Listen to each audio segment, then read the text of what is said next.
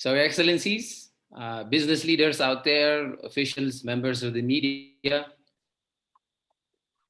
ladies and gentlemen, I want to say good morning, good afternoon, good evening, whoever you are. It's really a pleasure to have so many of you from all corners of the globe today.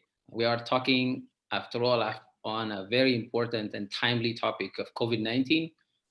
In our country, there's been quite a number of discussions over the health impacts, but we have not done much on the economic impact. So this is a very much welcome and timely conversation we'll be having. So given the current conditions, we are not able to meet in person, as you all know. So this is a new format, and as a new format, there will be new rules of engagement. So here's what we have planned for you today. It's going to be relatively short and to the point. 60 minutes is what we have planned, but we might go a few minutes over. And in addition to Zoom, you can follow on the YouTube channel.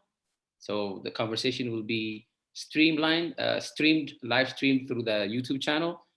And we will be having the recording available on that as well. Okay. And so we'll have a couple of rounds of interventions with our distinguished panelists, and then we'll follow on with some questions. I have a few questions, but I'm going to limit them because there's so many demands coming from our audience. We will try to answer as many questions as possible given the time boundary. And if there are any, if we have time, I'll try to take some live questions as well, but I can't make any promises. We want the conversation to reach far and wide, so I'm asking everyone to use the hashtag ET Policy Forum, hashtag ET Policy Forum, when you're quoting any one of our distinguished panelists. So let's see if we can make it a trend. My name is Heno Kasafa. I'm the managing partner at Precise Consult, and Precise Consult is an Ethiopia-based economic development and business advisory firm.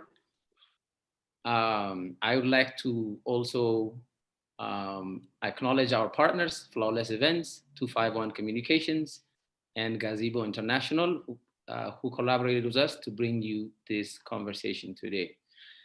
I couldn't ask for a better panel for the topic today, and I would like to just go through our panelists very quickly. They're all very well-known and distinguished gentlemen and lady.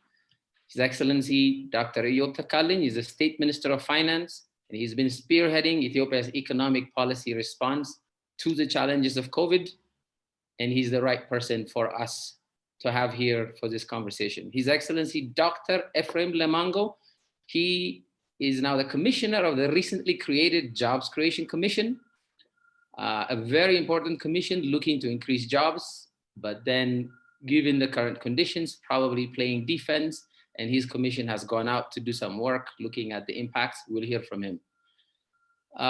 Ms. Burhani Damse is the managing director of CFA's Capital, so straightforward private sector, financial sector, but also having a very good sense for what's going on in the private sector. So we have very good representative there. And CFA's Capital, if some of you have not seen it, has published a very good piece on the economic impacts of the virus on the Ethiopian economy. I definitely recommend you download and read that. And last but not least, we have Abeba Amro Selassie, who is the director of the Africa department at the IMF. Again, an Ethiopian serving at the continental level and able to bring us sort of wider views, continental and global views from a global practitioner point of view. So let me start from the global perspective. Abeba, I'm going to pick on you now. So as we all know, COVID-19 is essentially a health crisis. However, to deal with that crisis, all of our countries have been forced to shut down the economy. People moving from India, basically shutting down 1.3 billion people to the United States, and even now Ethiopia declaring state of emergency. So economies are being shut, and the impact on the global economy, I'm afraid, is going to be quite large and possibly unprecedented in our lifetimes. Could you just take 5 minutes then to give us your overall assessment of the situation at the global and continental level, and maybe what that might mean for Ethiopia as well? And if I may add one more to that, what would you recommend would be the framework the Ethiopian government should think about going about to tackle this overall challenge? Over to you. Thank you, Enoch. Thank you for the invitation and thank you for these questions. Very important and profound questions. Let me start by acknowledging the point you made, that this really is a once in 100-year type of crisis, something that will really shift the paradigm, the global paradigm, this whole globalization era that we've been dealing with. And even though kind of we are hoping, at least in terms of the impact on economic output, this will be relatively short-lived and we will hope to see a recovery going forward. There are some other aspects which will be much longer lasting. So we have to use this moment to really, really think deeply about how we position ourselves as individuals, as societies, as businesses, as countries. So that's kind of the broader context. Zooming in terms of what the economic interplay between the health aspect and the economic aspect has been. I mean, this is not your traditional crisis. I mean, it starts out with a health crisis, and of course, the first thing we have to worry about is making sure that people are protected, healths are saved, and we support everybody whose incomes are being impacted by the downturn. But the traditional economic medicines also that we would use are not necessarily ones that are going to work as effectively this time. Just to give one example, when an economy is in a crisis, when demand slumps, when you have supply disruptions, often you can have the government stepping in and injecting demand, injecting liquidity into the economy to get things going. In this crisis, we're actually wanting people to stay home. We want people to not go out and be pursuing their active daily lives. So even the traditional policy levers we have are not necessarily going to be ones that will work as effectively. So again, it requires fairly deep thinking in terms of how to support our economies, how to support people. What is for sure certain is that the global economy is going to be in recession this year. Many countries are going to be facing the deepest economic downturns that they have in 100 years or so. That is playing out in country after country where COVID has taken hold, but even in those where the disease has not spread as much, but have been taking active measures to try and contain and mitigate the effects of the disease. More importantly, in terms of developing countries, there are a couple of other additional factors that are at work. First and foremost, of course, is that you have societies, you have people who's, who have to be daily economically active to earn a livelihood. And you're asking these people to stay at home. So we're tremendously worried about the implications for poverty, for, people are already on edge being pushed over with lasting consequences. So in developing countries, countries like ours, this is a very, very important consequence that we have to deal with. And then globally also, at a more macro level, we've seen a significant outflow of capital from countries, or a delay in inflows that were expected. So that's something that, again, will complicate policy making. In terms of what we can do, first and foremost, this is a health crisis, so the focus has to be on doing whatever it takes to get the crisis behind us. So increasing health spending will be a very important aspect of that.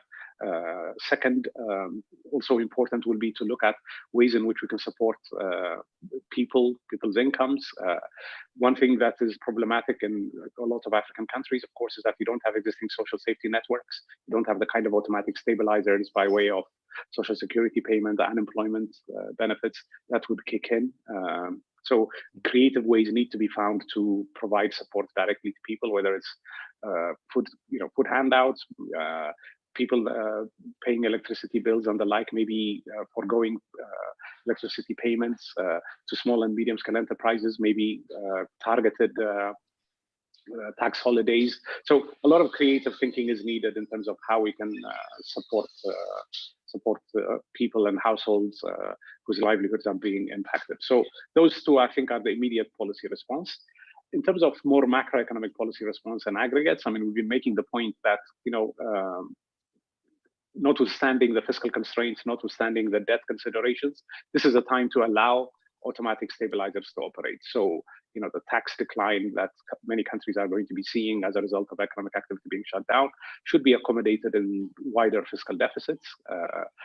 Financing is a constraint, of course, and this is where the fund is trying to step in to provide as much financing as we have ever in our history to the region in as rapidly as possible time to countries. And, it's not just us, but other institutions like the World Bank also are stepping up to provide a lot of the financing countries will need at this period of time. So let me stop here unless you have any specific points you want me to make. Yeah, I think let me come back to you on the follow-up questions and rope in His Excellency Dr. Ayub. So you heard Abebe speaking about the pandemic and the economic impacts of it and the kind of issues we should be thinking. What are you thinking on behalf of the Ethiopian government? What is your, I know the government has been meeting with different groups that are impacted by the crisis and the economic groups that are driving growth and job creation. What are you hearing on the ground? What is your general assessment of the situation? And what is the general direction the Ethiopian government is planning to move ahead in terms of coping and hopefully rebounding quickly? So over to you. Thank you so much, Henok. I guess Abebe has laid out the global overview and the impact this pandemic is having on African economies. And clearly, Ethiopia is no exception. Maybe one thing I want to add is that, as one prominent economist recently said, we all are guessing the impact of this pandemic on economies. There is a lot of uncertainty. There is a lot of what happens tomorrow. There is this wait and see mode. But in our case, what we've tried to do is, as much as possible, try and understand the impact of this. First and foremost, clearly, it's a health pandemic, so making sure people are safe. As you've seen, I don't think the cabinet, the minister has been as busy as we have been over the last couple of weeks and months, making sure people are safe, making sure that the pandemic would have minimal impact as much as possible. And so that's the most important priority in that regard.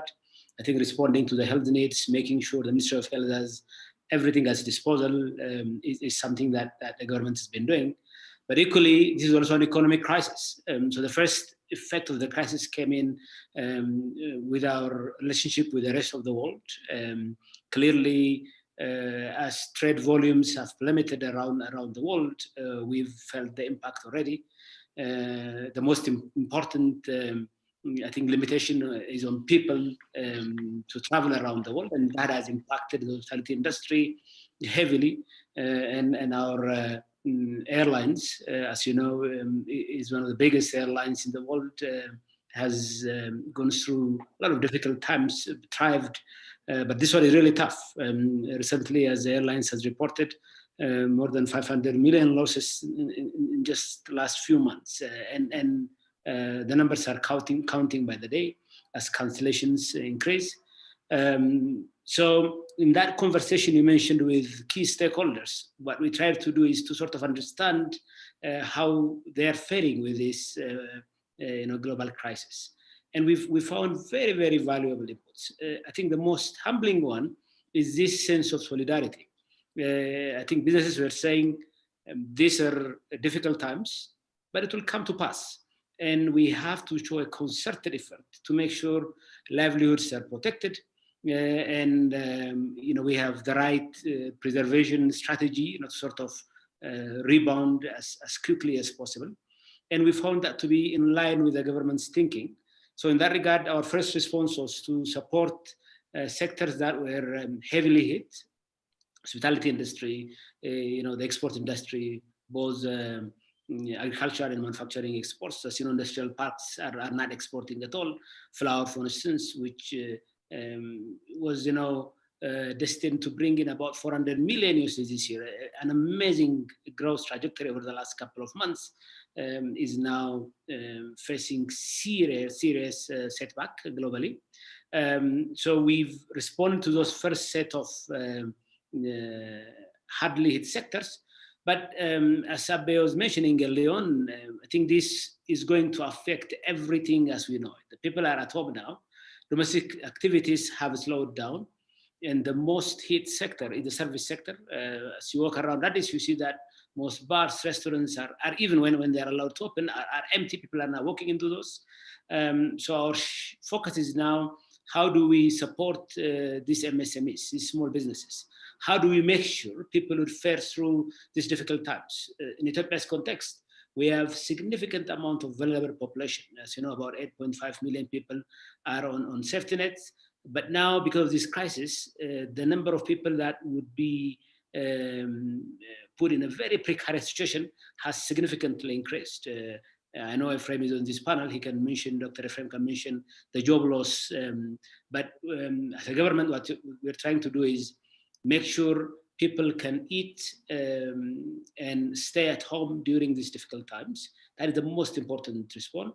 But we're doing this by having our eyes on the recovery plan. Whatever we do should be commensurate with the impact of the crisis on industries, on firms, on households. But also our measures should have a recovery plan embedded within the first set of measures. So broadly, we're trying to mitigate the crisis and trying to sort of preserve businesses, livelihoods, but also looking at recovery plans so that we can quickly rebound and continue our path to prosperity.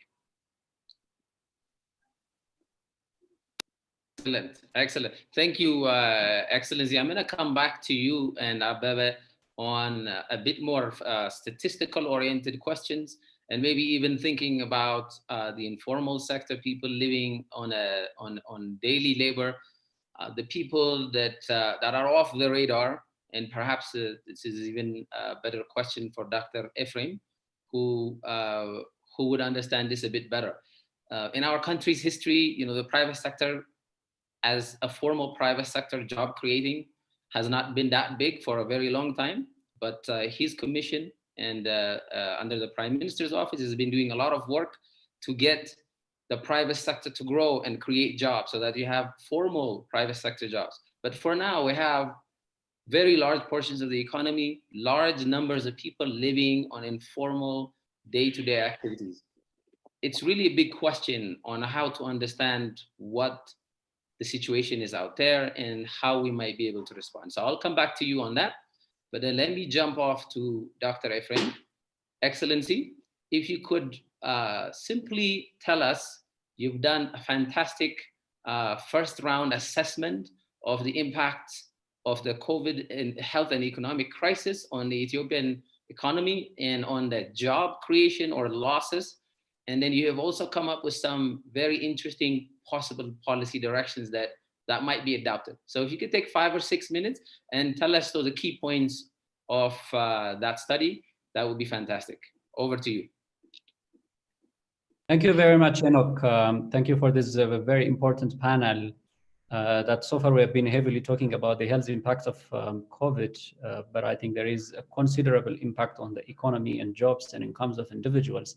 And happy to share the findings of our analysis that are done within the Jobs Creation Commission. I think few preface to this conversation is that it's important to understand economic shocks caused by COVID have different pathways to impact both incomes and jobs. Primarily, obviously, there is a health and medical shock that is going to result into increase in expenditure of the government, given that the government is the major funder of the health sector. That is directly at ameliorating morbidities and mortalities that are associated with the spread of the virus. That will likely require additional budget and expenditure for medical supplies and required health system expenditures.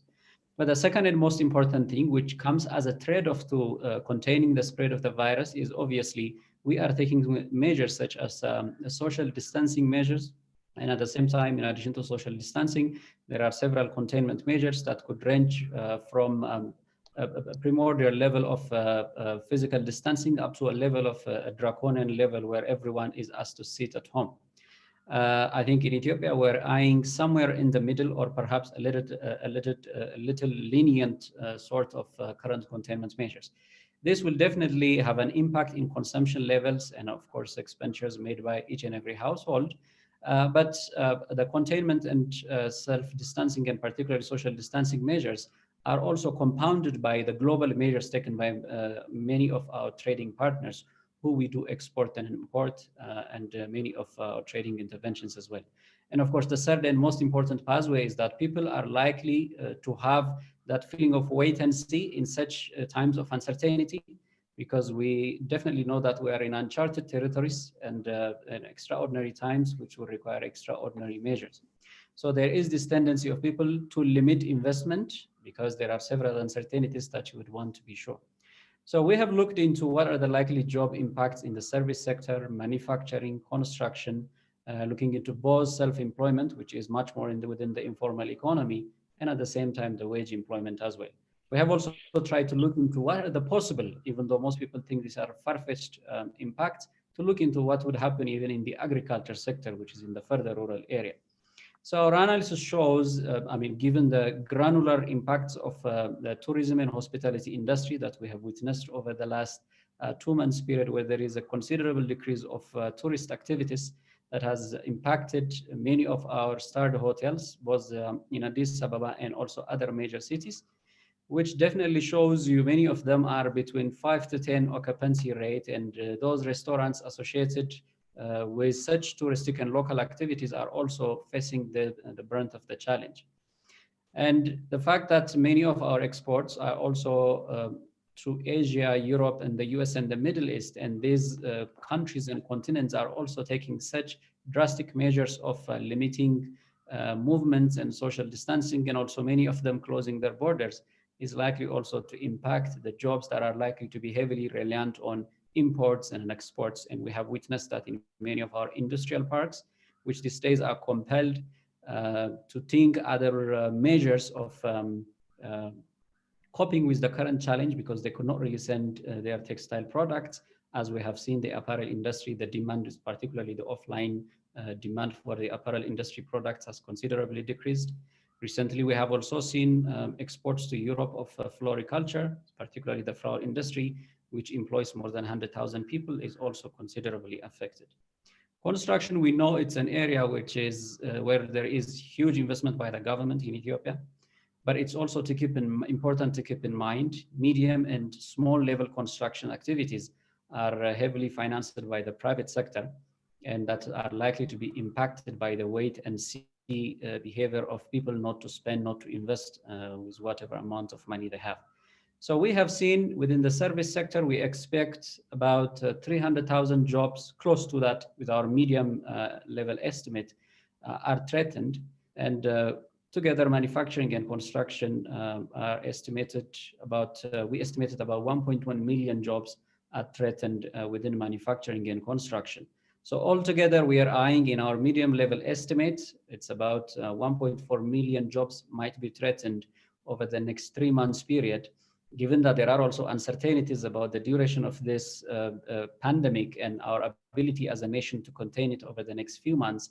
This will definitely impact how long the economic impact would linger over the next few months. So altogether, a very conservative estimate of around 700 to 800,000 jobs being threatened, and a medium level estimate of about 1.4 million jobs being threatened, and a high level estimate, especially in the worst case scenario where every measure that we take locally could have a complete lockdown, and also then the spread of the virus increasing over the next few weeks, that is likely to result in about close to 2 million jobs being threatened over the next 3 months period.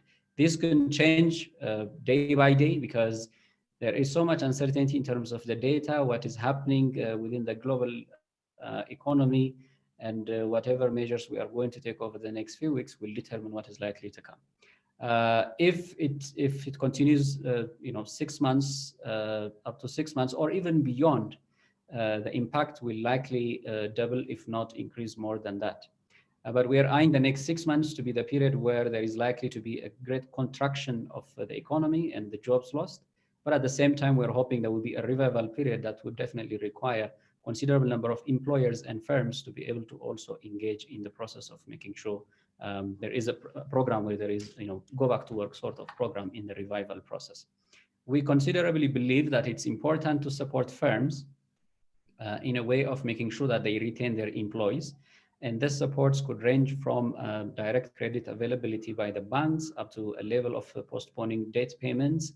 And also, there are a few measures that are currently under discussion, which perhaps a little bit Dr. Eob can share a bit, but additional measures, including ways of waiving taxations and related modalities to be able to support other government as part of the global solidarity movement, and at the same time to be able to support our businesses to remain. For jobs to remain and for those threatened jobs not to be lost, it's important that we support micro, small and medium enterprises, but at the same time, larger enterprises who are heavily in service sector and manufacturing sector, who are currently employing considerable number of people.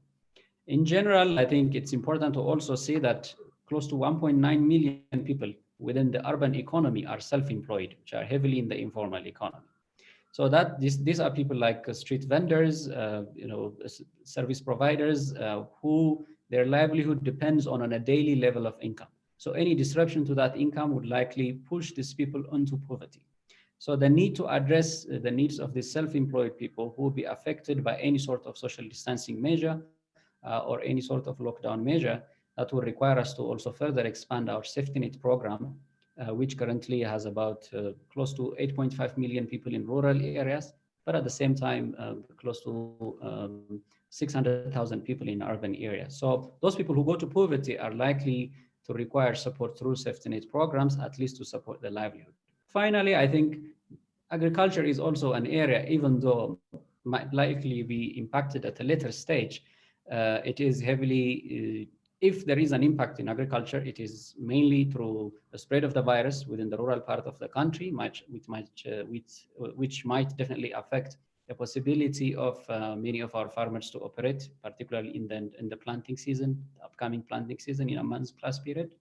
But also the lack of inputs now that there is a global supply chain red tapes everywhere here and there, which is likely to slow the delivery of inputs such as fertilizers. So agriculture might be affected given there are no adequate fertilizers and inputs supplied ready for the planting season. Over. Thanks so much, Dr. Ephraim. I think your brief intervention right there just put a lot of numbers to the picture. I mean, to give a better picture for what we're facing. No matter how tame the virus is spread may seem to us at this point, even at the low or medium level impact, the economy is going to suffer quite a bit, and then livelihoods are going to suffer quite a bit. I mean, we're talking about over 1 million jobs possibly. And then it's really good to know that you have all the numbers figured out, even on the informal sector. That's very, very promising, I would say. I'll come back to you with some more questions. I think I might forego my chance and go to the audience because everybody's asking so many questions. Let me go to Berhane, last but not least, representing the private sector voice here. Your firm, CVS Capital, has done that fantastic study also. And I think some of the findings and recommendations are similar to what the Jobs Commission study has done so in some aspects. Could you also give us, in 5 or 6 minutes, the main points of your findings, where we expect the biggest challenges? You might agree or disagree on the JCC's assessment also, but then some of your recommendations that are in the report talking about how Ethiopia should move forward. Over to you. Okay, thank you, Henok, for having me in this webinar. So as earlier mentioned by Dr. Eob, there are many aspects that the world does not fully understand about the pandemic, how long it will last, and its long-term impact. So our report was therefore focused on what we know today and its impacts on the basis of a set of specific assumptions that we had. So to summarize our analysis, I'll do it in two parts. The first one is highlighting the underlying assumptions of the report. And second, the sector-specific and macro impacts that we've highlighted in the report. So our basic assumption is that the impact will be more severe for the last quarter of this Ethiopian fiscal year, April to June 2020, followed by 6 months of gradual domestic and global recovery, which means July to December 2020. So in addition, we assume that only 4 economic subsectors will face the most of the impacts and costs, these being hospitality, exports, some manufacturing, and banks. Note that in our report, the agricultural sector, which is the largest contributor to the Ethiopian economy, is not assumed to be disrupted in this fiscal year to June 2020. And we also did not assume construction activity is much affected in the same last quarter period, being the second largest share of the GDP. So what are the impacts highlighted in our report? Looking at the 4 most affected sectors, the first one, as I mentioned, is hospitality industry. And if you include the tourism, it represents about 5% of Ethiopia's GDP, is facing an almost complete loss of customers with near empty hotels, restaurants, and tourist sites experiencing major cancellation for the next 3 to 6 months. The next subsector we took into consideration is the exporters, which represent about 2.8% of Ethiopia's GDP. They have seen a significant decline in exports. And as mentioned earlier by Dr. Ephraim, the flour exporters are threatened by several quarters of near zero revenue, which translates to around 110 million loss per quarter, depending how long the conditions in Europe, which is our primary market, take to recover. In addition, as mentioned earlier as well, the textile sector is seeing suspension of orders from big US and European companies, and potentially this could translate to a loss of $50 million per quarter in terms of revenue. The third subsector we took into consideration is the manufacturing sector that represents 4% of Ethiopia's GDP. Those that are dependent on foreign inputs are reporting delays in getting critical inputs, machineries, raw materials, or accessories. For example, imports from China represents 26% of Ethiopia's total imports. This, together with availability of FX, could significantly reduce their operations for several quarters unless the Chinese recovery continues to pick up. The fourth sector we took into consideration are banks. Banks are already facing very tight liquidity conditions, even before the corona crisis. And now they are threatened by a potential jump in non-performing loans as businesses become unable to service their loan repayments, worsening their liquidity positions.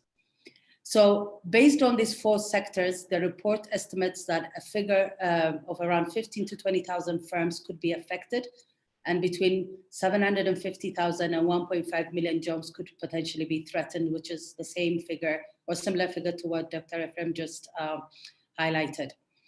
So considering the number of jobs threatened, not all will be at job loss risks, but we estimate that this translates to around 27 to 57 billion in wage income being threatened, which is about 1 or 2% of Ethiopia's GDP. Looking at the macro impacts, generally we think the balance of payments impacts are more severe than the growth impacts. Growth, this year our fiscal year end is coming up to June, so we think only this quarter will be impacted. We've seen strong performance in the first half of the year. So because of that, considering 1 quarter of GDP performance, the actual performance impact will be limited to about 1%, but there will be a lag, and the big impact would be in the next fiscal year, starting July for Ethiopia, which we forecast that will reduce from 7.5%, the forecasted figure, to 5% based on our basic assumptions highlighted earlier. Of course, if the virus spread then becomes worse and in the country, then will threaten broader segments of the economy, bringing markedly different social and economic consequences than we highlight in our report. On balance of payments, the report estimates that Ethiopia could lose potentially up to $1.5 billion up to fiscal year 2021 due to declines in exports, remittances, service earnings such as Ethiopian Airlines, and slower FDI inflows. This account, for example, the offsetting impacts that we have included into this, which is like imports tend to fall in line with reduced consumer demand, lower manufacturing, and also due to the much lower oil prices. I think all these impact offsets the balance of payments. So based on our estimate, the 1.5 billion is the net impact that we see on balance of payments. Okay, thank you. Thank you, Burhani, for that fantastic intervention. I think we've gotten a good sense for what to expect. It's actually quite impressive, the amount of data and analysis that's now being available, both from the government and the private sector side. A lot of the questions that are coming have the sense of what are we doing about it? So notwithstanding some of the directions His Excellency Dr. Ephraim has already started talking about, maybe we can go around and start talking about what can we do about it. The Ethiopian government has already started responding to the economic impacts, but some would make the argument that the fiscal space is not necessarily there. Like most of the African countries, we have some limitations in terms of what we can act upon. So it's going to require some creativity. So let me go back to Ababa. And so what is the IMF doing about this as a global entity responsible for helping to create a sound economic system around the world, or a financial system around the world?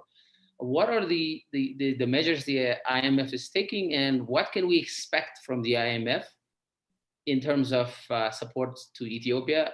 Also, so I'm going to start piling on people's questions as I go as well. People seem to also be concerned that, I think Ato Tamrat was the question from, was concerned that countries are starting to act on their own accord now, looking after their own nations, and supporting each other seems to be coming down. So what are the chances that countries in Africa, and Ethiopia specifically, can expect support from the West?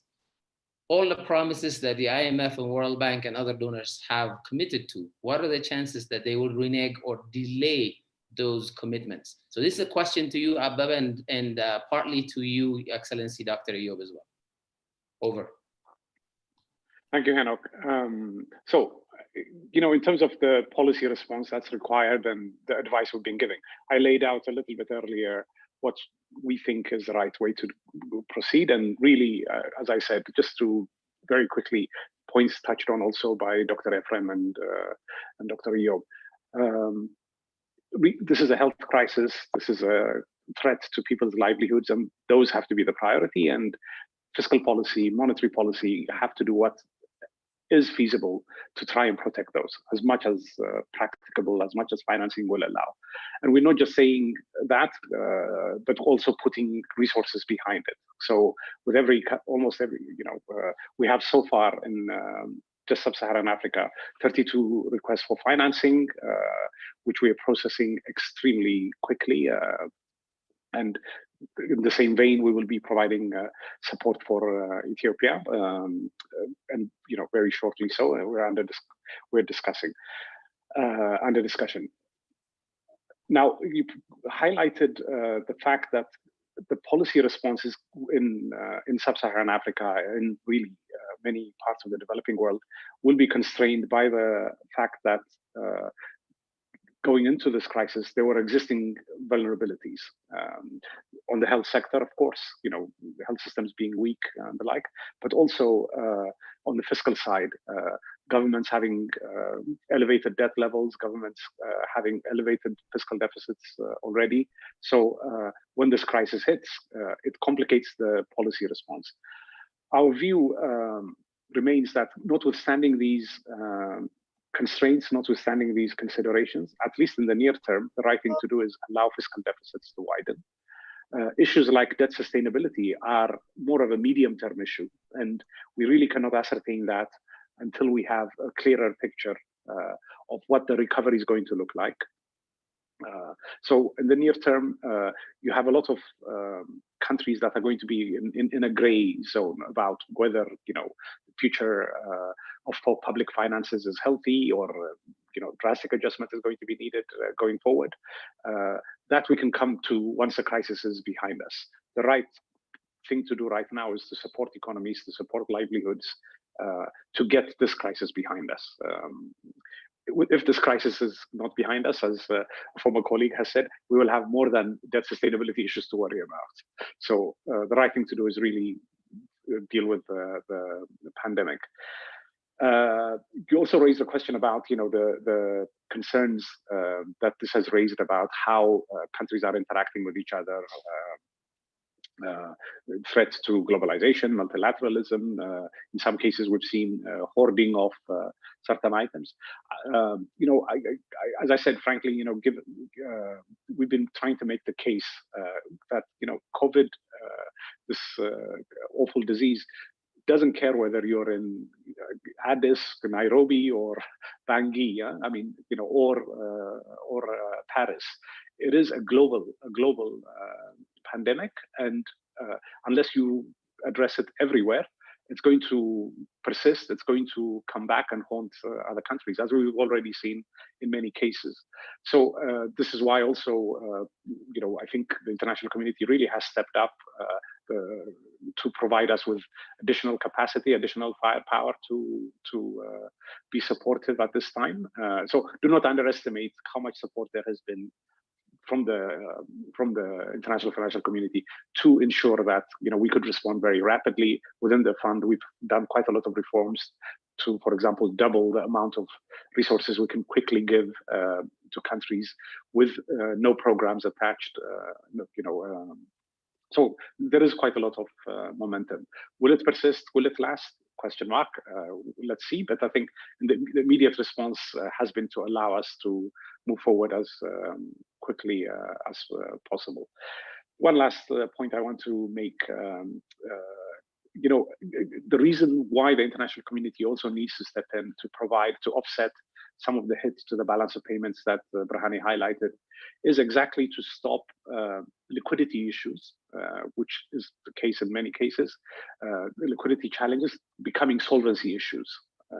So if you allow companies, if you allow countries that are facing these temporary liquidity challenges to slump into recession, to slump into severe economic difficulties, then you aggravate the global economic situation, you aggravate social conditions, first and foremost, of course. So it's also in the interest of the international community to provide temporary financing, temporary support to allow countries to exit from this without lasting damage. So all of this motivates us, and we really, I don't think in the institution's history have worked as rapidly, as fast, and are making available as big resources. So we're trying to do whatever we can. Thank you, Abab. I think it's quite interesting when the IMF makes such kind of recommendations. I think we have to pay attention even more.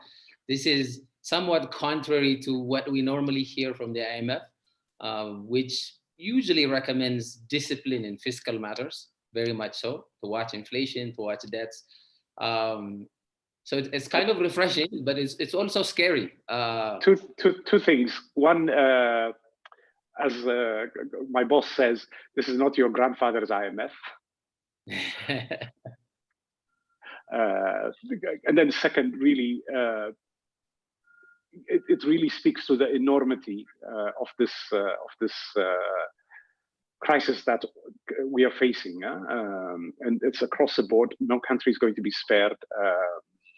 And unless we work with each other, and of course, institutions like the IMF are exactly there for that, to provide the liquidity that sovereigns in distress face, then there's no way out of this. So the enormity of the crisis, but also I think we're a different institution than our public image often portrays. Okay, so I'm going to lose you in about 15 minutes. So let me ask you a follow-on question maybe. So we're all focused on, admittedly and rightly, on the negative impacts. Are there any positive impacts? Are there any opportunities within this crisis that we are not paying attention to, we should be taking advantage of? So, I think first and foremost, awful as it is, I really strongly believe in Africa's and our country's best years are ahead of us. So I am, the dynamism that we have in our region, the young population that we have, the smarts that we have, really will all allow us, I think, to have a better future.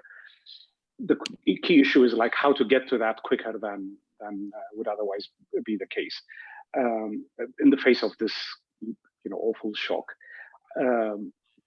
The fact that we have, if you will, we're at early stages of development of things like our telecom sector, even the financial sector, I think will help us do this fabled leapfrogging that we're talking about.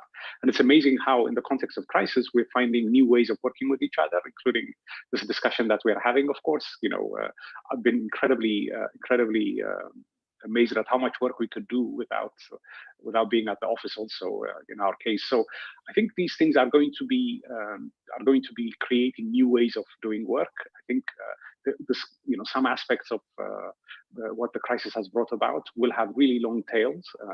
So getting used to working in this virtual format will be one, but also demand will be shifting perhaps from some activities some traditional activities to newer forms of activities. The agility of the private sector in particular, the agility of government in facilitating that, recognizing that, and will be really an important part of how we exit this crisis. So I think one way to think about also in terms of government interventions that are being done is to make sure that they're temporary rather than permanent ones. And the reason for that is to make sure that we don't sustain activities that would otherwise, that otherwise would face difficulties going forward, and are using resources, limited as they will always be, to support new thriving sectors. And also, maybe this is also an opportunity to do reforms that we've been thinking about but haven't quite arrived at. There's a lot of ideas coming across Africa beyond indeed about structural reforms that could be pursued that would facilitate more flexible working arrangements. All of those, I think this is a good time to think and put in place the frameworks for. Thank you, Ababa. If you have to go, we'll give you permission to just say bye and leave.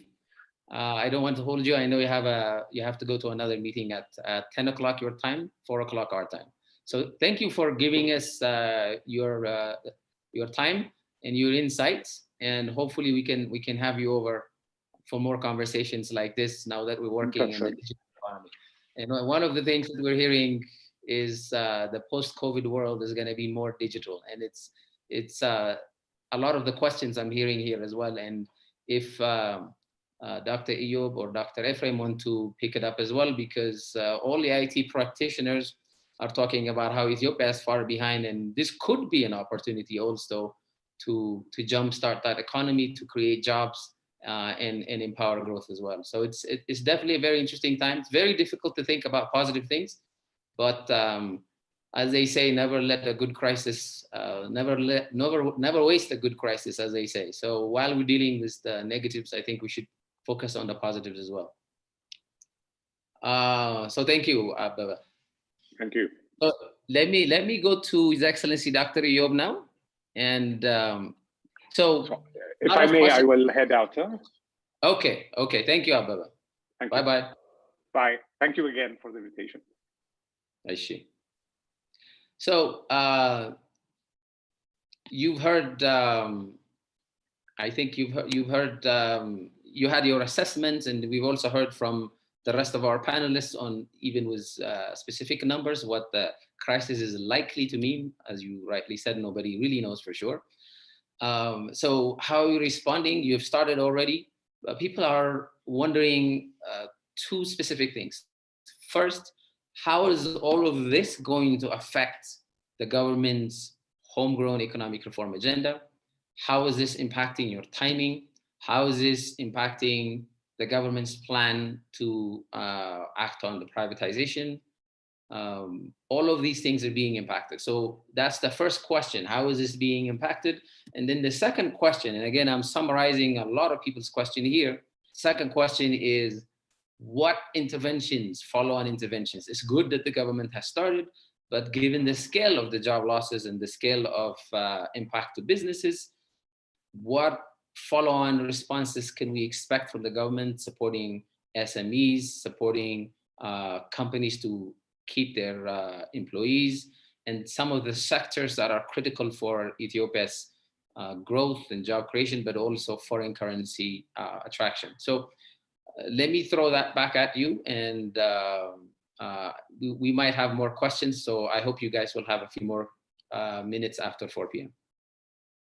Thank you so much, Henok. I think those are very important questions. Before I get to that, let me just comment on a point Ababa mentioned earlier on, that IMF is not our grandfather's IMF. And we've really seen that when we have developed our homegrown economic reform program and asked for support. In all honesty, as someone who was involved in the entire process, I was surprised at how they've come around. So truly, there is some change there.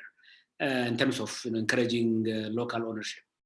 Now, again, on that point of global response, as you know, Prime Minister is spearheading efforts across Africa, mobilizing support from all over the world. So as of now, we don't really undermine the very encouraging response that is coming, despite countries sort of looking internally and trying to do it solo, but at least at the global level through global institutions, the response has been encouraging, and we hope it will continue to be the same.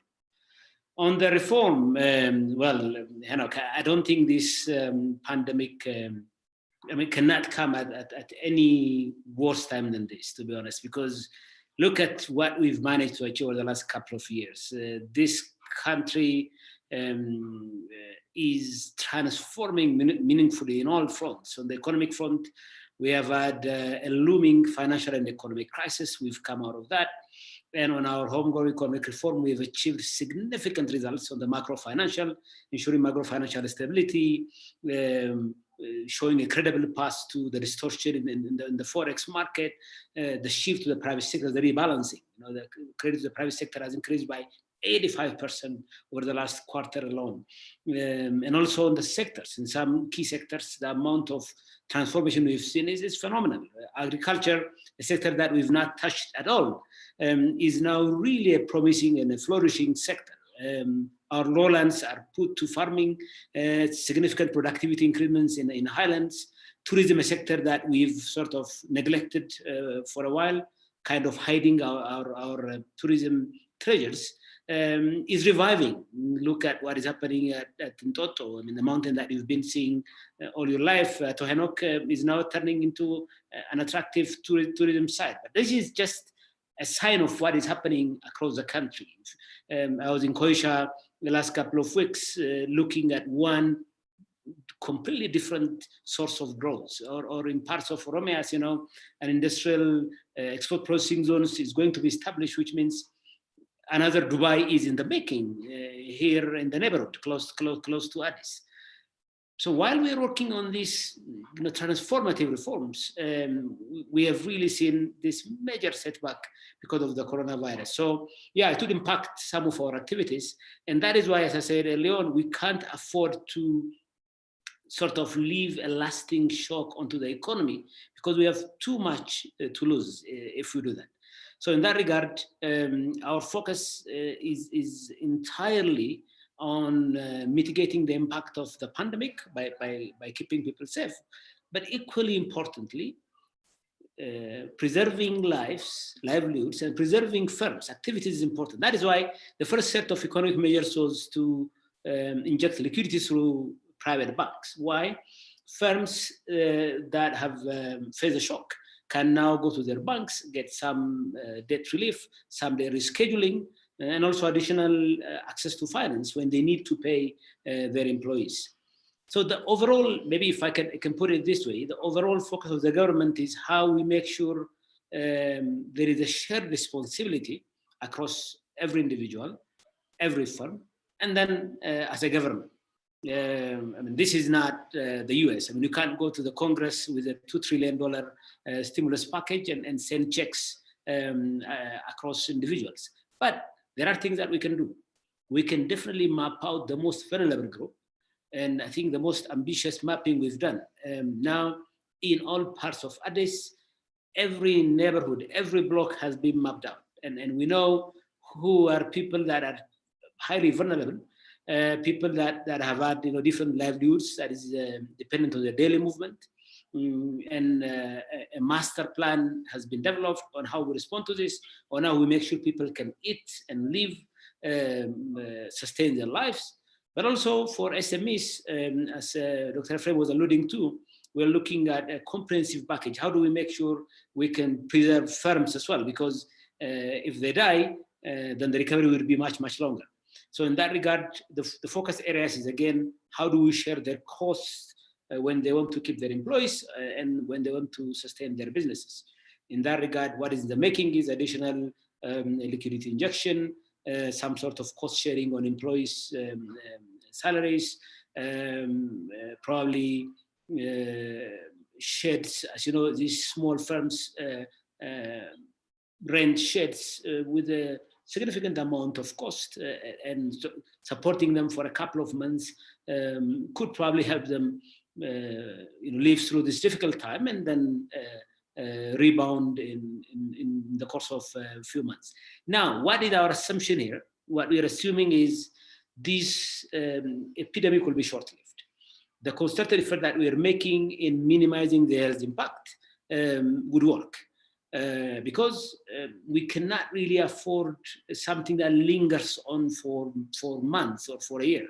This is not the kind of economy that can sustain that. So having a short, effective intervention and the state of emergency has that in mind, whereby we can make sure the health response is more coordinated, more unified, that health extension workers can go to the village, to the households level, and check if this pandemic has gone to the village level, because that's very important. For now, we are only relying on tracing that came from abroad or that showed a sign of illness, but now we need to go in a mass testing scale in the next couple of months so that we can know how to respond to this. But we're very optimistic that a rebound is in the making. It would require tough choices. For instance, the modeling we've done to look at the future impact of this crisis is worrisome. Unless we make the right kind of investment, this could be a damaging impact for a year or two. But you can reverse this. How do you reverse this? You completely change your priorities. Immediately as we get out of this crisis, you invest in important productivity sectors, but also while you respond to the crisis, you make sure core productive activities are intact. For instance, agriculture, a little bit different viewpoint from Dr. Efrem. The whole strategy is to make sure that sector is intact. How do we do that? We try and keep the pandemic from going to the rural areas, but also the kind of farming activity we have, fortunately, is smallholder farming, so people can still keep social distancing, make all precautions, but be productive. We cannot afford to sort of put everything on hold for a long period of time. And as a Minister of Finance, definitely our next year's budget is going to be completely different. We have to make sure we fill the investment gap so that we don't go into a low level of disequilibrium, so that we can quickly rebound. So our view is even in the first quarter of next year, a little bit different from Brane's projection, a rebound can be in the making even during the first quarter. A small rebound because of the nature of our economy. We have significant amount of informal sector. Agriculture is the mainstay, as you know, but even in construction, in service areas, a big chunk of it is government-led construction. Some camps are still intact with the right kind of protective measure. They are still engaged in activities. So the rebound can be much quicker. So I just want to end by a message of optimism. I think to your question earlier, what this pandemic has taught us, and for me personally, my trust in humanity has significantly increased. I think as human beings, we've come to see that this is not the time of individualism. This is not a time of shortcuts. It's a time of solidarity, a time of collective survival. And we've seen that in action. And really, we're very, very grateful for the kind of response we've seen across the community, across the private sector. And if this continues, if you share the burden and then quickly come back to the rebound of the economic activity, this should be a short-lived crisis. But that would leave us, I think, a significant lesson as a society. Thank you. I think it's good to stay positive as well, and I do tend to agree with you. I think we're starting the good side of a lot of people. We're seeing from citizens to businesses, everybody starting to chip in. So the optimism also includes that the impact is not going to be all that much on your timelines, on privatization and the economic reform agenda. Could we assume that? Yeah, absolutely. I think on the privatization and the reform agenda, this is continuing unabated. Every activity is ongoing. You would expect some sort of delays. For instance, say we issue the tender on the privatization. People might have difficulty traveling the next couple of months. So you need to accommodate for that. But for things that we can do, for instance, on licensing of Ethio Telecom, there will be a virtual discussion on the directives in the next couple of weeks. So things that we continue to do, because we know this is a short-lived thing. We're looking beyond the crisis, but it would affect the timeline a little bit. It depends on how the next couple of weeks will tell us on the epidemiological findings, on whether the virus has spread beyond what we know now, or whether it hasn't. Okay, good. One question I want to ask you, I may not get any more chances, and this is coming from our audience. There's over 108 questions being asked right now. And obviously, a lot of them are similar, so I'm trying to bunch them, but I found this one to be important. We also received a number of questions pre-event, by the way. And one of them talks about being able to operate nationally. So there seems to be a disorganized response to the crisis. So in some countries, for example, there's been licenses or certificates being provided to essential deliveries of, say, food, like supermarkets or food products of other kind. And within our case, some of these companies that are sending these questions as saying that there is no clear coordinated approach to this. So within each region, approaches are differing from one to the other, and it's causing a lot of confusion on the side of the business. Is there anything being done to coordinate the responses of the regions on a national level? That's a very good question. I'm glad you asked that, Enoch. Absolutely, we've heard these comments from a variety of people, and the government is responding to this. As we speak, a nationwide protocol is being in fact, has been developed, is being discussed on how the supply chain can be managed, on how movements between regions would be, movements of people across the nation and even within cities. But that coordinated, unified approach is important. And in fact, the main rationale for the state of emergency is to make sure this is coordinated across the nation. Yes, I think we've found that to be a significant shortcoming, and it's being corrected. And this will be communicated very widely in the next couple of days.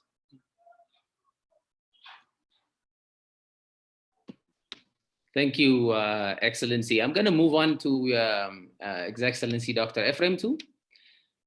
And I think similarly down those lines, specifically talking about jobs, but also support to businesses. No, very close to the private sector, so I hear lots of challenges.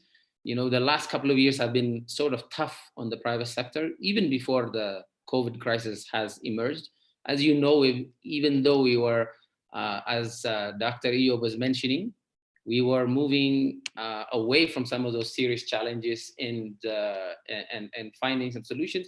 Businesses are facing a number of challenges: liquidity crisis, inflation is relatively high, foreign currency, all of these things. And then you hear lots of businesses also complaining about very tough tax collection year that has taken its toll, lots of audits, which basically means big payments coming, 5 years worth of a correction happening on businesses. So of course, every business has to pay taxes, otherwise we don't have a budget to operate in. But all of these, and on top of that, now we're seeing the impact of the COVID crisis happening. So down that line, I mean, what are some of the thoughts that you might want to add on top of Dr. Eyob's interventions, and what we must do, what the JCC is planning to do as well?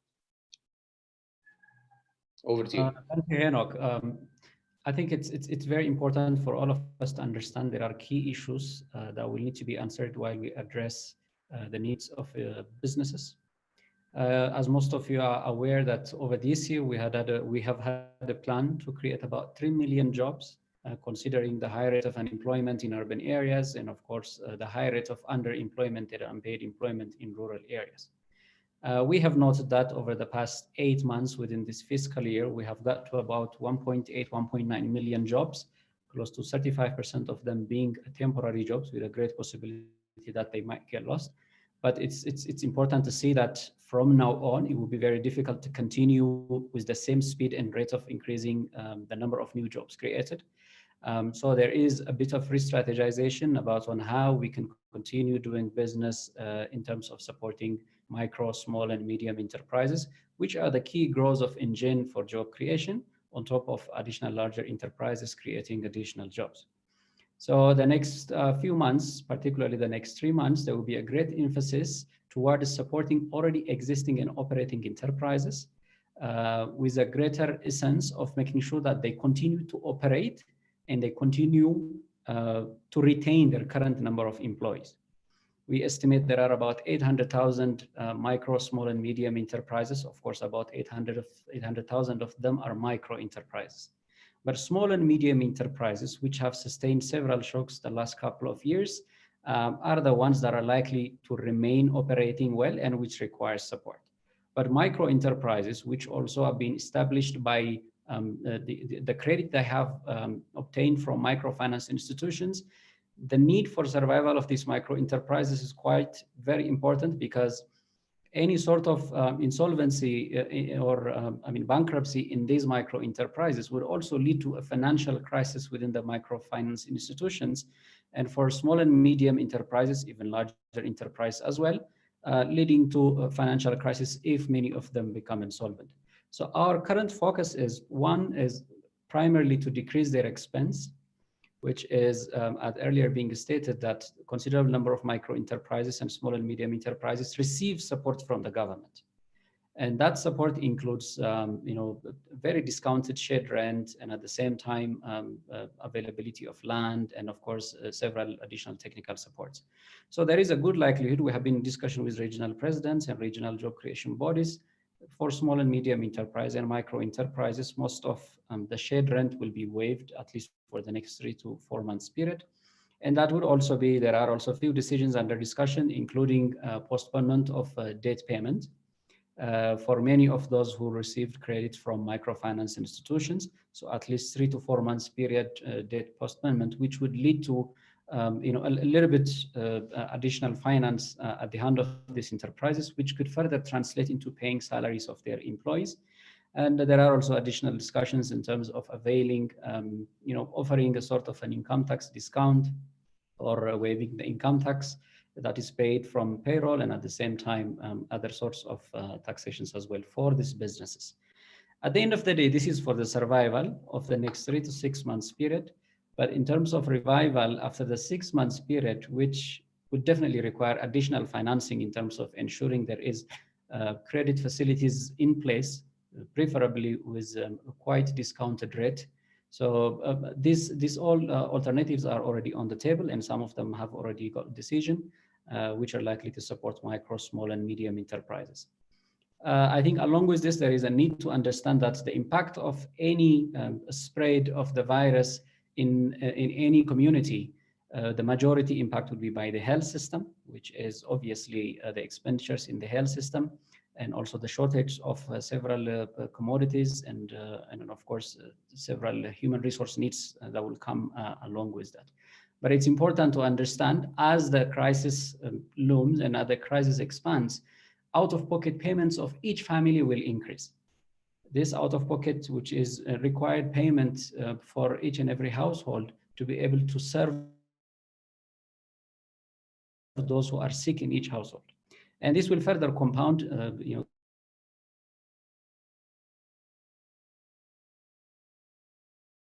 the requirements, particularly those who are the households which are likely to face this challenge.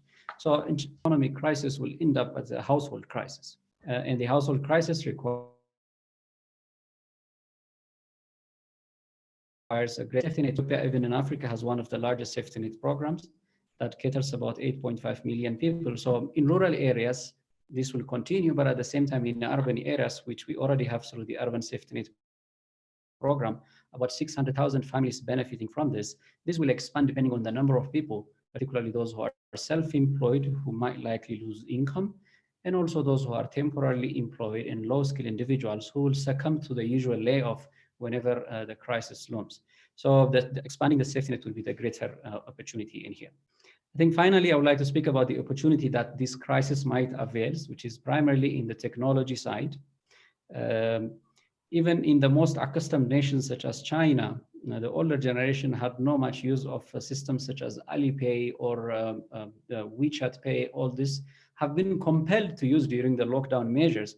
So the users of these important payment mechanisms have incrementally, have exponentially increased.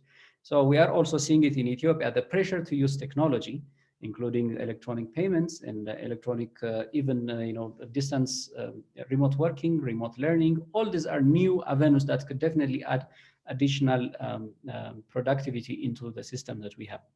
And of course, while we have a clear understanding that those enterprises that might face challenge, for example, in textile and garment, who are facing export challenge, are also repurposing their production to producing many of the protective instruments, such as masks, and some of them also producing liquid soap and sanitizers and such.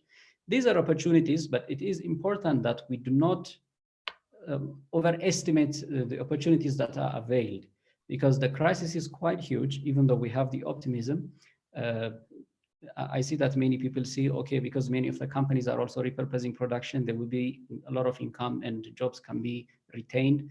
But I'm afraid we might overestimate the impact of these few leeways that we are seeing. But in general, I think the very basic mantra in here is hope for the best, but of course, prepare for the worst. Thank you. Excellent, excellent. I think there's a lot there that I'm not going to try and unpack because I don't want to keep you for too long. But I've heard a lot of very interesting and promising initiatives to come from the government to support private sector, SMEs, and whatnot. So that's a very good direction. I'm going to go to Berhane. You've heard some of the big ideas from the government side. You've also looked at a number of other countries' policy responses. I'm going to ask, from a very private sector point of view, since you're the only representative here, at least currently the private sector person,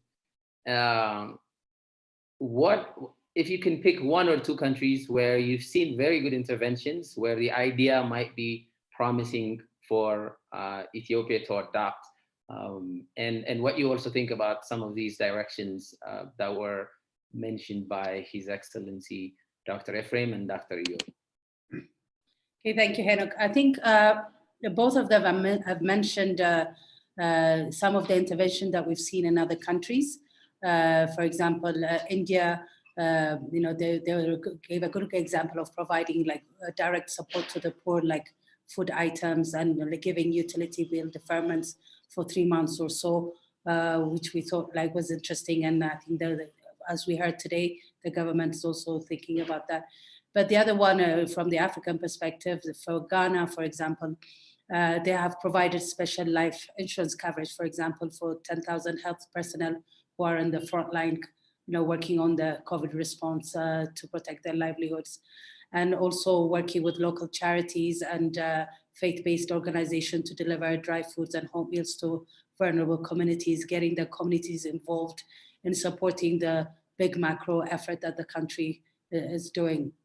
And I know we've seen a lot of funds being collected maybe through tele or other means, but Ghana has also done a national trust fund where people from all over the world and Ghanaians and the locals can actually put funds in there to support the poor. But from the business side, what we've seen that are interesting is also been mentioned by Dr. Eyob and Dr. Ephraim are, for example, temporary, reducing stamp duty so that can facilitate real estate or other similar transactions, dividend tax reductions, or even capital gains reduction or postponement, so that the activity of the economy continues to happen. Tax payment deferment has been mentioned by them, loan guarantees, and directed support to loans and micro and small medium enterprises. And I think Dr. Ephraim has emphasized the importance of supporting the micro enterprises who are, would be really exposed. So having such kind of loan guarantees or dedicated support to the exposed sectors, I think is what we've seen. And it seems that they are the kind of measures that they are thinking of as well. Very interesting, very interesting. So, I mean, in sum, it sounds like what we need to do is, while the crisis is lasting, we need to create breathing room so that our enterprises can continue to stay alive, so that when the crisis is over, we need to go back to normal policy, so that the burden on the fiscal policy, on government revenues and reserves is not too much, but allows companies to actually continue on. And therefore, when the crisis, the health crisis is over, then the rebound happens fast. I think that's safe to say the broader picture that we're hearing from the global, from the private sector side, but also the way the Ethiopian government is approaching it. I think that's very good and very promising. Lots of ideas we've heard, and we're a little bit over time already, but I also want to read out a few questions and just read them all out. You can take them down and I will give a chance to whoever wants to respond to them just for the next few minutes. Because I think the amount of questions that are coming are a lot, and a lot of good questions too. Let me start from the last one. I'll just read 4 or 5 questions.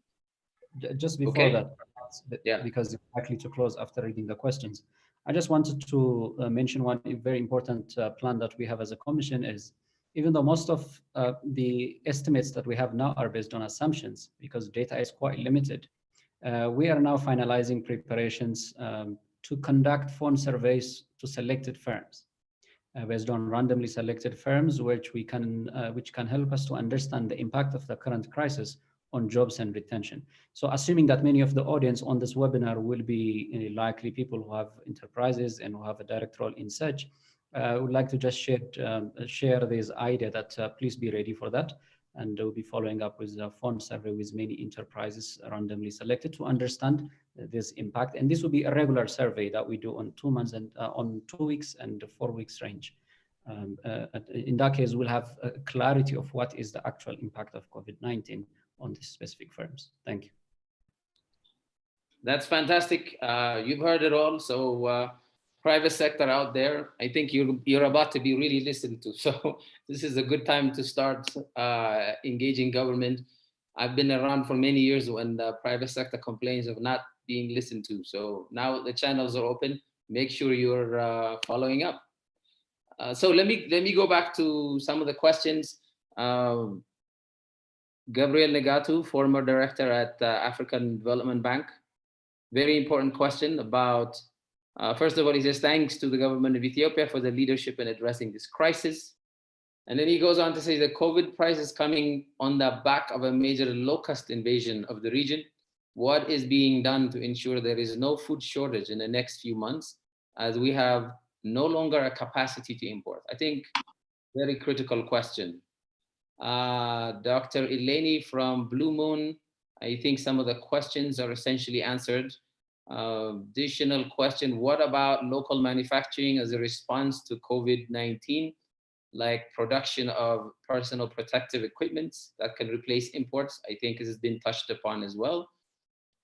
Paul Reynolds from Inchcape, Moenco, given the depreciation of agri-exporting countries' currencies, what will be the impact on Ethiopia's export competitiveness? Very important question. I think more for Eyob. And what measures could be taken to address that?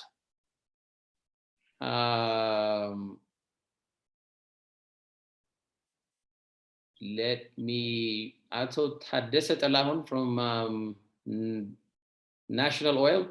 The government should support the private sector to mitigate the negative impact of COVID-19 on business through corporate tax redirection or forex provision to essential goods.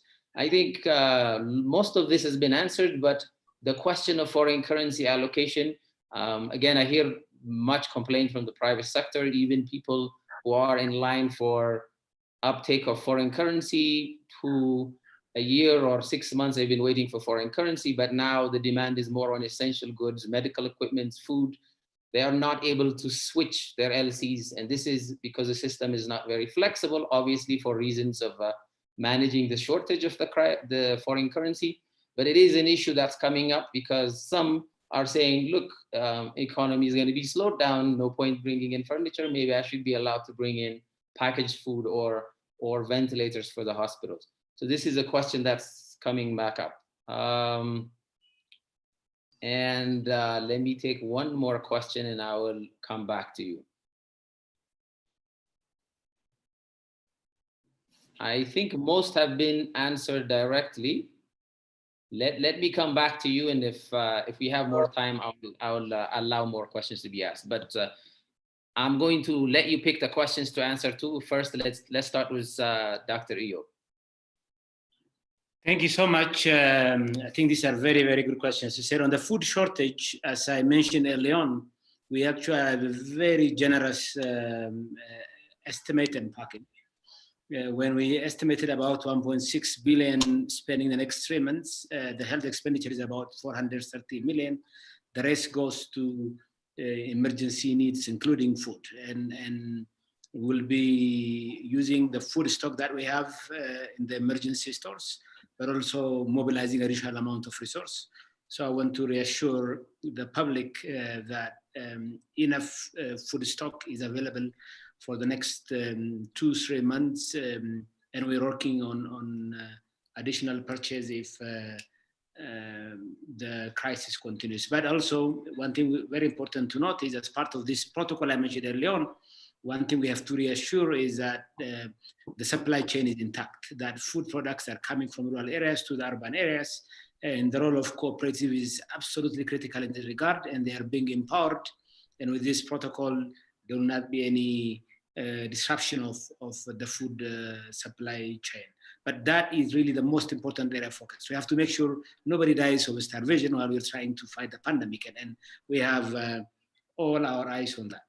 On local manufacturing, maybe Dr. Ephraim can add, but Ministry of Trade and Industry is working on this full time. I mean, their focus is on how we can support local manufacturers so that they can shift to other important supplies. And in that regard, identifying some of their inputs, providing them with needed government support, including liquidity, is something that the ministry is working on. On export competitiveness, I guess, as I said early on, the timing is too bad because we've seen significant improvement on our competitiveness overall because exports were peaking. But this is a major setback, and as part of, I think, the rebound, will continue to reform. Part of our lack of export competitiveness relates to our forex regime, and that reform, as I said, will continue with full force. And when we emerge out of this crisis, we would have addressed most of the distortions that are eating into our competitiveness. Another important thing is productivity, and as I mentioned earlier on, we're working on agriculture productivity in general. On private sector, again, the most important thing is, again, to have this sense of shared responsibility. And our approach is this. The government cannot do this alone. Whatever the private sector does, we need to be supportive of that, and we need to encourage that. For instance, when we talk about food banks and food distribution, there are very encouraging initiatives, including from Totadesa, who asked that question, on how the private sector can help in feeding a certain segment of society rather than just giving cash. This is very much welcome.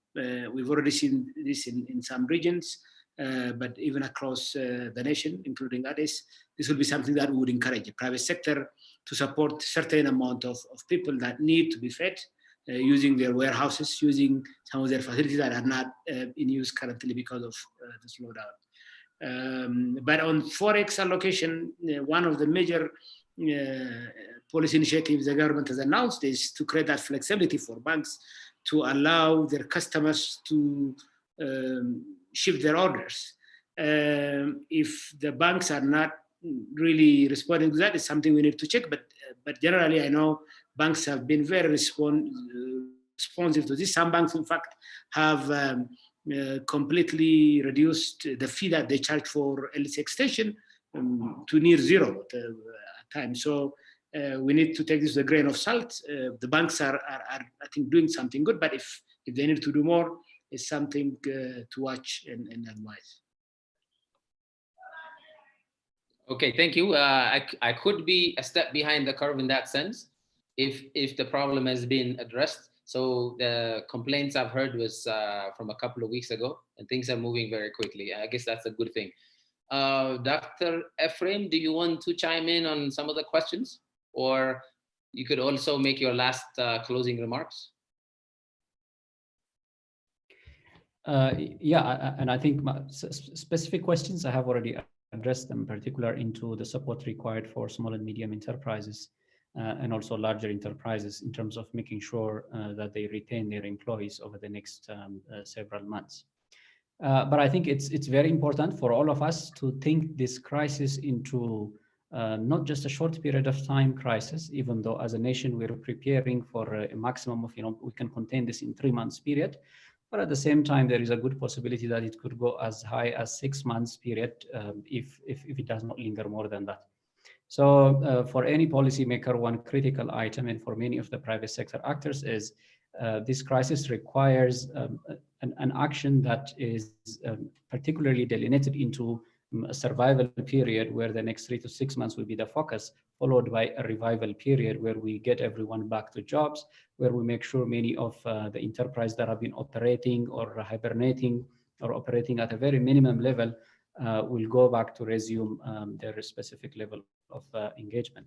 And but one another thing is that earlier Burhani also mentioned it about the possibility of decrease in remittance at a national level, which would definitely also impact our imports, which would also further affect our local manufacturing, because many of our remittance, which is also the great source of foreign currency that used to come from the US, Europe, and the Middle East, because many of Ethiopians who live abroad are heavily dependent on service sectors globally.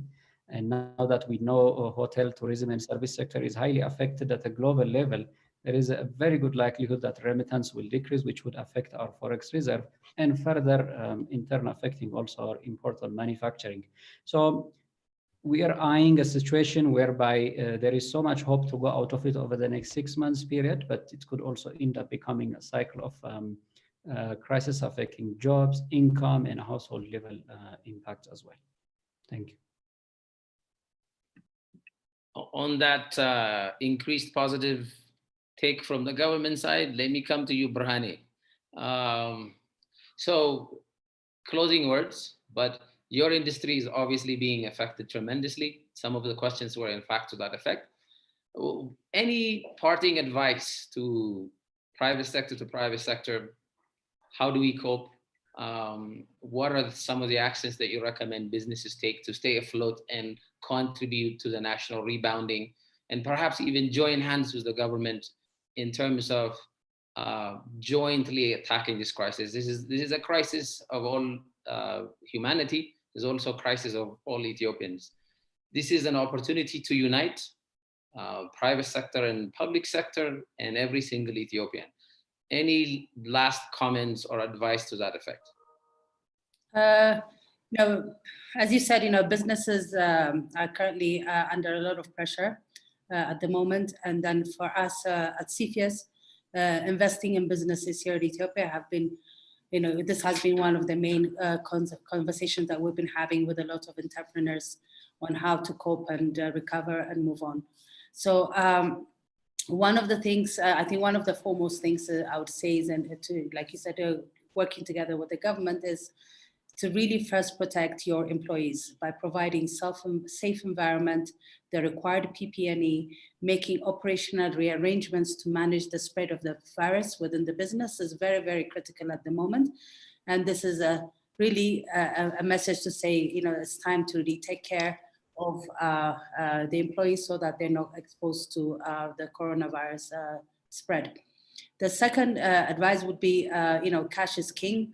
So following strict cash flow planning, operational cost management, for example, holding off on non-critical expenditures and supply chain repositioning is very critical to withstand the current impact. And the last but not least is really finding ways on how to innovate and adapt to changing market conditions, especially for the next 3 months, to keep afloat your businesses. So that's the kind of thoughts I would have on this. Fantastic. I think they're all excellent points to be made at this point. And I hope all the business people out there are planning, as Dr. Ephraim said, hoping for the best, but planning to be able to take advantage of some of the opportunities, but also staying afloat. Any last comments from you, Excellency Dr. Eyob? Maybe sure. Closing words. One question, Zagito Derasan, is actually on the question of oil prices. And I was asking about this. China does have enough money to start paying when prices are so low like now. Any plans on taking advantage of that at all? Or sure, absolutely. On that question, we're definitely trying, in fact, started procuring any amount of oil that we can store. We don't have big storage facilities, unfortunately, but whatever storage we have is going to be filled for sure. But on last comments, I think I want to say two things. First of all this prediction and hinge on whether we can collectively minimize the spread of this virus. I mean, if you look at epidemiological predictions, if you follow the Italian curve or the Chinese curve or the US curve, things are very, very worrisome. We have to make sure that the spread of this virus is as minimal as possible, because if you do that, then first of all, our healthcare system will be intact. We're not going to overwhelm it. And also our response would be much focused on protecting livelihoods that are already affected. But if it goes out of control, this is going to be very, very difficult. So as such, as Brane mentioned earlier on, I urge everyone to take all precautionary measures and to take this as a serious health and economic hazard and do everything in their power to minimize the impact. And secondly, again, for the private sector as well, this is not a time to maximize profits. It's a time to minimize losses, collective losses, not even firm level losses. So this sense of humanity, this sense of shared responsibility has to continue so that we can quickly come out of this crisis and continue our path to prosperity, which I'm sure is a likely scenario. Thank you.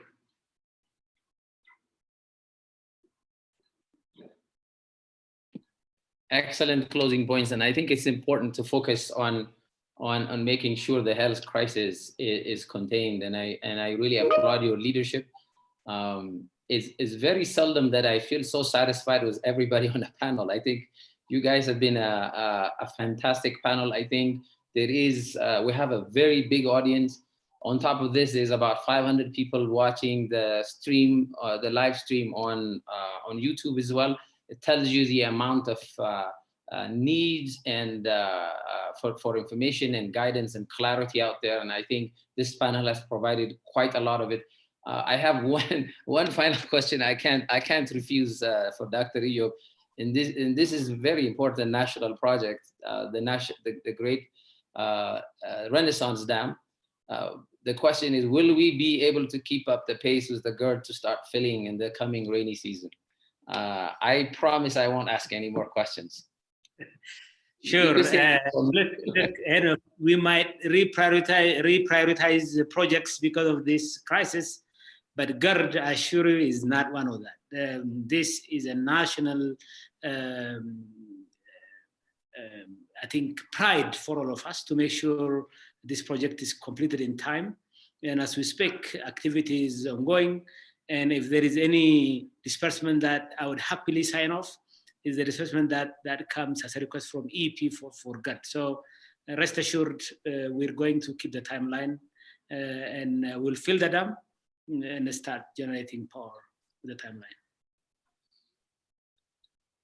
I can hear everybody in the audience also clapping. So thank you so much, Dr. Eyob. Thank you so much, Dr. Ephraim, Abeba, and Berhane. I think this has been a wonderful conversation. We'll have follow-ons to start looking at specific sectors and other areas of concern for our country. I am sure everybody in the audience would have clapped, and this would have been a very loud clap indeed, because we really have a lot of clarity. I would also like to thank one more time the staff of the Precise Consult, the staff of Flawless Events that have been managing the technology behind this, and also that of 251 and Gazebo International, who have come together to put this thing together. So thank you so much to you guys. Thank you for everybody that have been tuning in.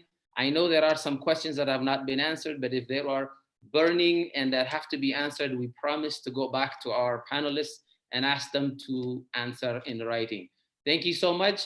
Enjoy the rest of your day, evening, wherever you are. Thank you, Enoch. Thank you. Bye-bye. Thank you very much. Bye-bye.